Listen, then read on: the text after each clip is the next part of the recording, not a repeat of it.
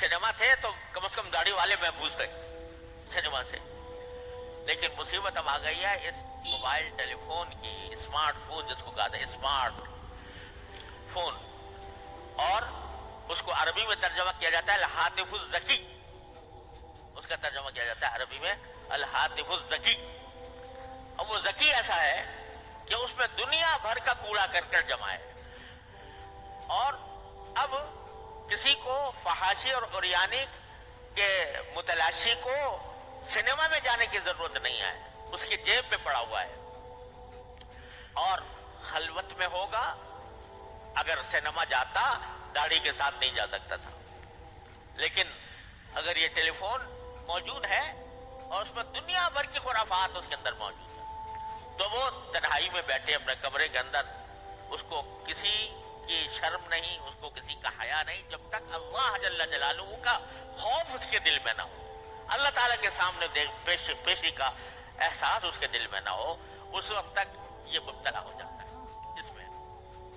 تو میرے بھائیوں, یہ اس دور کا بہت بڑا عظیم فتنہ ہے جس کے اندر ہم لوگ مبتلا ہو گئے ہیں.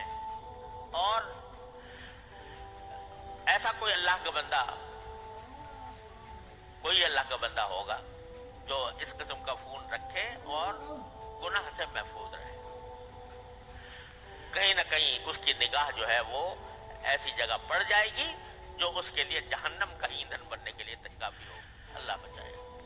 لہذا میں یاد کرتا ہوں کہ یا تو یہ اسمارٹ فون رکھو ہی نہیں, معمولی قسم کا فون رکھو جس میں صرف بات چیت کی جا سکے, یا صرف اس کے لیے جائز ہے کہ جس کو یہ یقین ہو کہ میں اس کو غلط استعمال کرنے سے محفوظ رہوں گا ہر قیمت پر. مجاہدہ یہاں مجاہدہ ہے, مجاہدے کی یہاں ضرورت ہے کہ آدمی اپنے نفس کو کچل کر اللہ تبارک و تعالیٰ کے خاطر, اللہ کی رضا کے خاطر اپنے نفس کو کچل کر یا تو یہ رکھے ہی نہیں, یا رکھے تو اپنے آپ کو بچا کر رکھے اس قسم کی چیزوں سے. ایسی بھی سنا ہے چیزیں آ گئی ہیں جس کے ذریعے اس قسم کی چیزوں کو نکالا جا سکتا ہے. اگر ایسا ہو سکتا ہو تو بے شک رکھے, لیکن ہر صورت میں مجاہدہ چاہیے کہ اگر میں یہ دیکھوں گا تو میرا